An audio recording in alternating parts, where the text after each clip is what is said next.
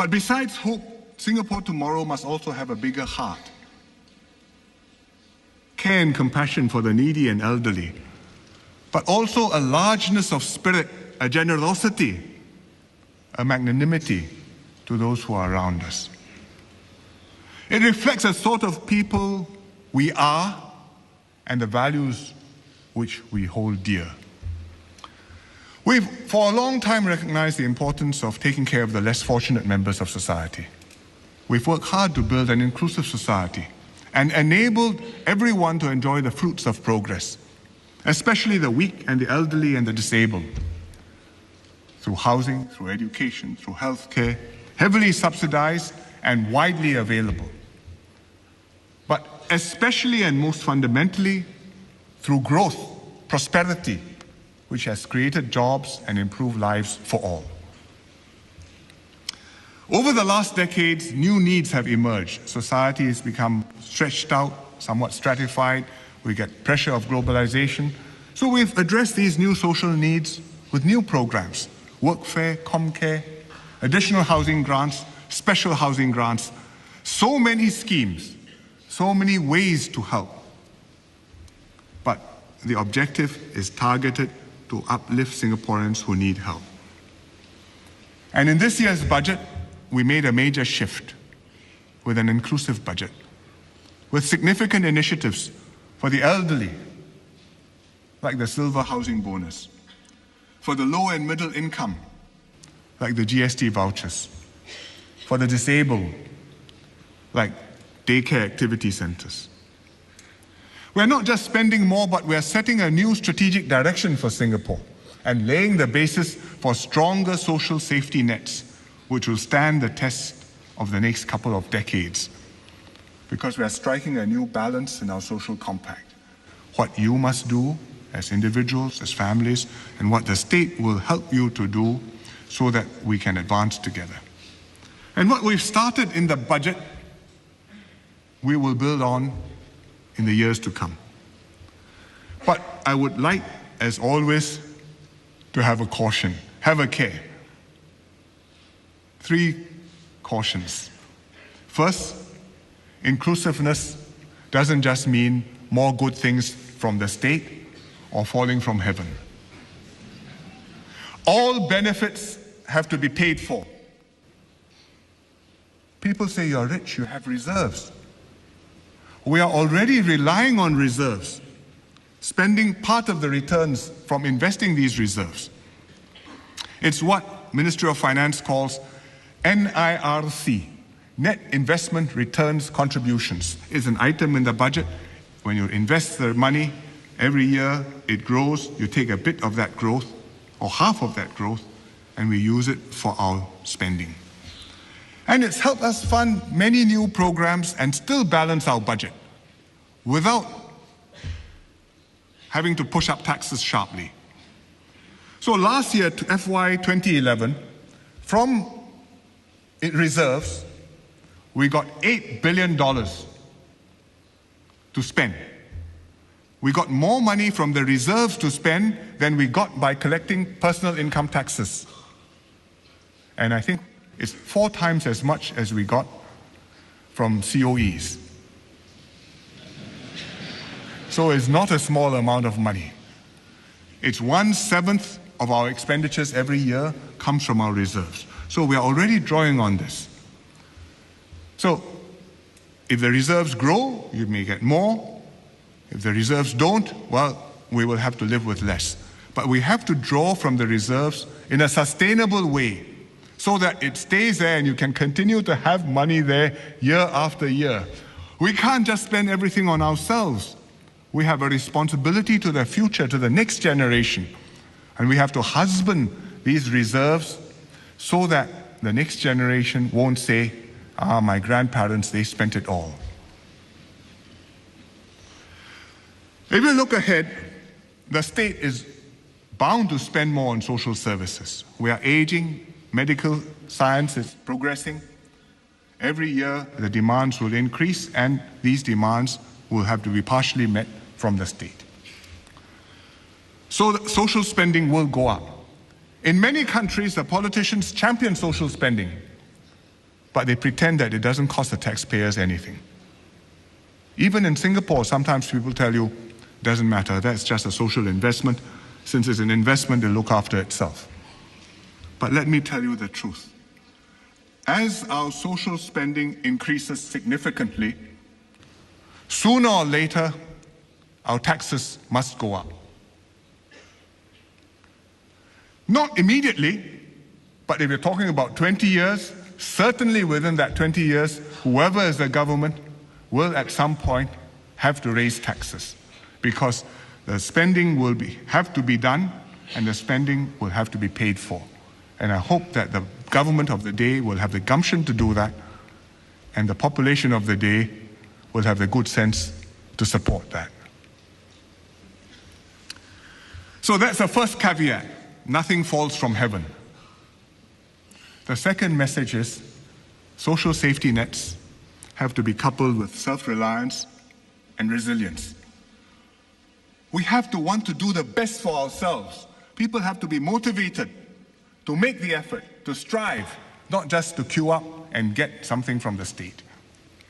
The state will help you where it can, but it cannot replace what you and your family can do for yourselves and for each other. To survive, we have to be resilient, tough as individuals, close as families, cohesive as a society, strong as a nation. And we have to be prepared to compete and to hold our own. The competition is there. There is no place to hide. The government can help to enable you to meet the competition. It's not possible for us to say we'll keep the competition away. The big bad wolf is outside. You're quite safe at home, nothing to worry about. Competition is there. We have to be tough enough. Sometimes something will go wrong. And when we encounter setbacks, we must have the spunk to pick ourselves up, dust off whatever stuck to us, and press on. The third caveat I have is we must maintain a sense of mutual responsibility amongst ourselves, and especially on the part of those who are more successful than others. You've succeeded working hard through your own efforts, yes, but you've also benefited from the system, which nurtured you, and from the many others who helped you to do well.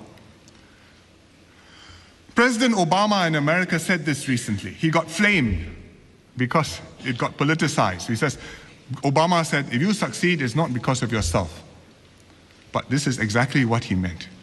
You may be a great entrepreneur, you may be a very successful banker, you may have invented something, but there were schools, there were parents, there were teachers, there's a society, there's a system which enabled you to do well. Without that, you would have been nothing. And I think that our successful people have to know that, and also have to feel that obligation, that it's right, that having done well, they make the effort and help others too. And one way to do this is by starting a social enterprise. One lady who started something is Josephine Ng, who started a social enterprise called Alteration Initiative. Josephine used to run a marketing agency, did well, but then she decided she wanted to do something more, sold it, and to give back to society. So she founded Alteration Initiative. And what it does is to provide professional alteration services. And the employees are women in need, so she trains them as seamstresses, she gives them decent salaries, and Alteration Initiative not just alters clothes, but transforms the employees' lives as well.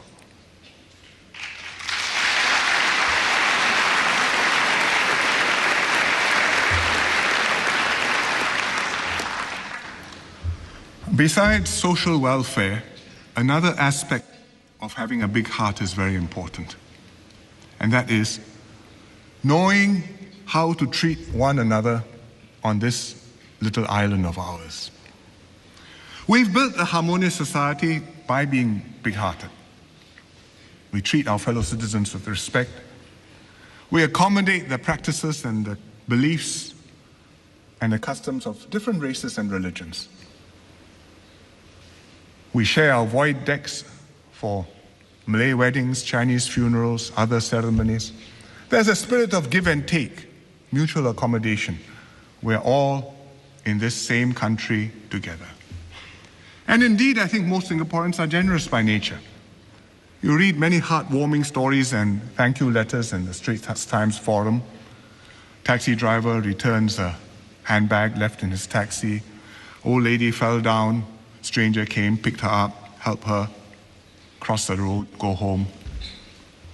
These are all ways which we ought to be behaving and acting.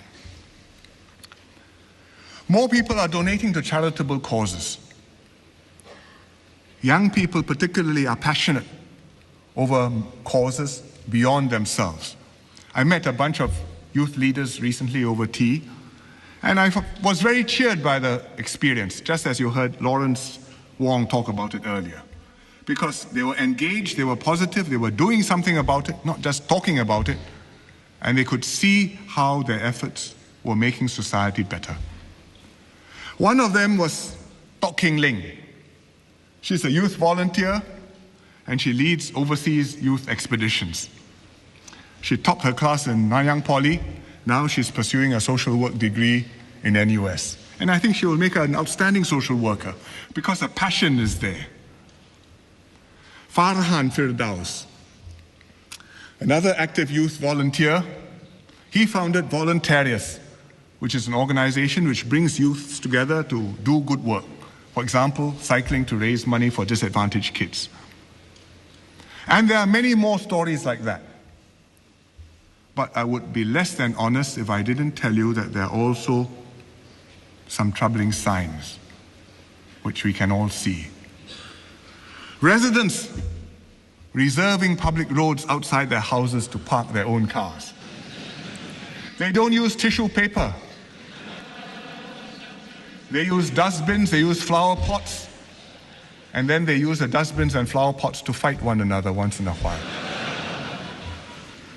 HDB neighbors on the same corridor quarreling over the washing of the corridor. One wants it clean, the other one wants it dry. No end of arguments. Placing of potted plants. Arguments over noise. One says he's practicing his singing, the other one says you're disturbing my child's examination preparations. It becomes a feud. The RCs have a big headache because they are friends with both, but they cannot make the problem go away. People objecting to nursing homes and studio apartments in their own place, but please put it just across the road so it's not too far away. These are not new things, it's still only a minority, but we seem to be getting less patient, less tolerant, less willing to compromise in order to get along. Maybe it's because we are losing the kampong spirit. We talk about the kampong spirit. We think back to the picture just now which I showed in my Chinese speech of how the kampong was. All the kids, big and small, gathered around the well. So you're not just collecting water or washing clothes or bathing, but you're interacting with one another and therefore getting along with one another. When we move into HDB flats, some of that remain. You had the common corridors. People leave the doors open, talk to one another. There are common spaces. You may wait for the lift, and in the old days you wait quite long for the lift because one lift on 3 floors, no LUP yet. So one way or another you interact with your neighbors and you become friends, and so there's give and take. But today we lead more private lives. The corridors are, many of them, not common corridors. 3-4 flats share one lift landing. LUP, now you don't have to go downstairs and meet people from three levels, just people on your floor. Work takes more time. There are fewer opportunities to bump into neighbors. Unconsciously, less interaction results in less consideration, maybe more self-centered behavior. And maybe that explains why there's a rising trend of not so good behavior. But we shouldn't let this spread and make us into ugly Singaporeans. I think we'll be ashamed of ourselves. We should do our best to be big-hearted to our neighbors, to our fellow citizens, in fact, to our fellow human beings. And it's not just a matter of courtesy, it goes much deeper than that. It reflects how unselfish we are, how much we respect other people. There's one particularly difficult area where we need to be big-hearted, and that is in relations between Singaporeans and non-Singaporeans.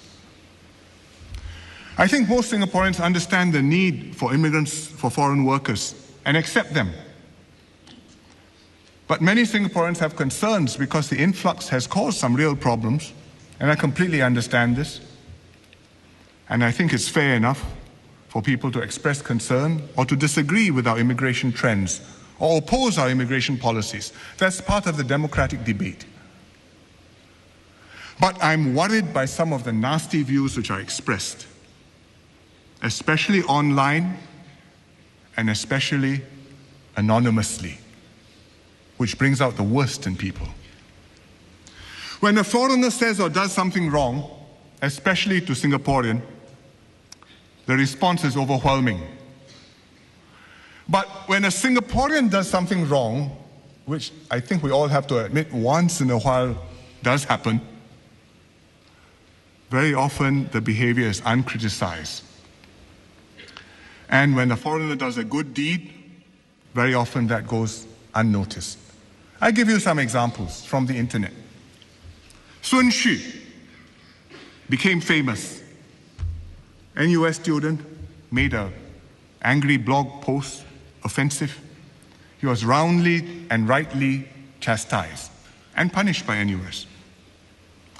But if you go online, you will find many nasty posts by Singaporeans about foreigners. In fact, there are some websites which specialize in tormenting and berating certain groups of foreigners from certain countries. Very few people stand up to say that this is wrong, it's shameful, we repudiate that. I think that's no good.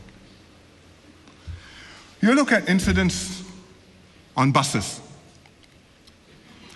The Straits Times published one letter recently about a foreign nurse on a bus, the foreign nurse who made a difference. Because a woman, old woman, got sick on the bus, threw up, dirty, smelly, the other passengers all shied away. This foreign nurse came forward, cleaned her up, helped her, took her off the bus. She was the only one who responded. So somebody wrote this in the forum page. There was no video, there was no YouTube, there was no internet response whatsoever. On the other hand, when two women quarreled over a bus seat, you know which YouTube video I'm talking about. The non-Singaporean behaved and screamed outrageously. The Singaporean sat there. The video went viral. So I think this, as the Taiwanese author says, 独眼龙, one-eyed dragon. We cannot afford to be one-eyed dragons. It reflects badly on us. It damages our international reputation. People think that Singapore is anti-foreigner, xenophobic. New York Times carried an article. Very powerful headline. In Singapore, vitriol against Chinese newcomers. Other newspapers carry stories too. Herald Tribune carried the same story, softer headline. Financial Times, Wall Street Journal, even Xinhua carry stories. It doesn't do us good. But more fundamentally than that, apart from our reputation, it speaks poorly of what sort of people we are. I mean, what sort of people do we want to be? We need to be people who are proud of ourselves, who have a heart, who can feel for our fellow human beings, who will be courteous, respectful, and behave with others as we would like others to behave to us. It's not my job to give a lecture or a sermon. This is a speech. But I have to point this out. This is my duty. There will be social frictions from time to time. It's unavoidable. there will be non-Singaporeans who will behave badly. They may post something offensive. They may behave badly towards neighbors. They may offend people of other races because they are insensitive. They don't know what the norms are. And ditto, from time to time, there'll be Singaporeans who do that too. And unfortunately, technology is one of the things which has made this worse, because with smartphones and social media, it's easier to give offense and it's easier to take offense. You cannot pretend you didn't see, and even if you think nobody saw, somebody may have filmed it. So we should deal with these incidents maturely. It's all right to express disapproval of what's happened.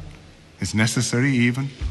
It's not all right to be a one-eyed dragon or to condemn all non-Singaporeans or all Singaporeans based on the actions of a few bad apples. Also, it's wrong to slam the shortcomings of others but ignore our own transgressions. So we have to work on this from both sides. Singaporeans have to show a generosity of spirit to one another, including to the new arrivals. And the new arrivals also have to make the effort to embrace our values, to commit themselves to Singapore, and to integrate into our community. We will welcome you into our midst, into our family, but you must make the effort too. There are success stories in integration. Many immigrants from the PRC serve in the grassroots or do charity work. Many Indian PRs volunteer as youth mentors in Sinda, help little kids to read, to have other activities outside school which are meaningful. I was told of one German PR married to a Singaporean who shops at Tekka Market, makes his own sambal, and loves durians.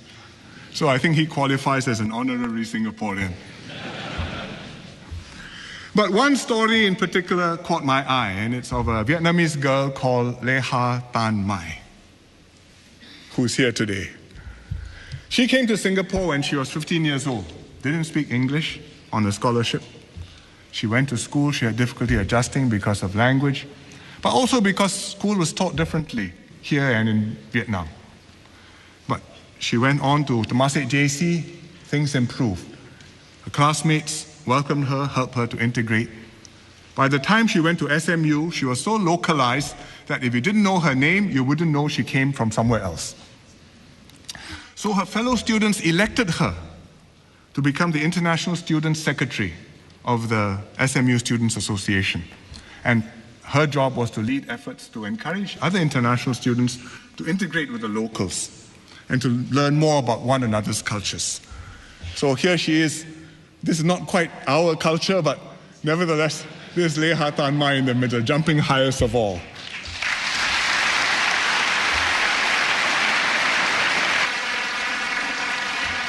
So I read you what she wrote in reflection of her experience here. I feel as much a Singaporean as I am a Vietnamese.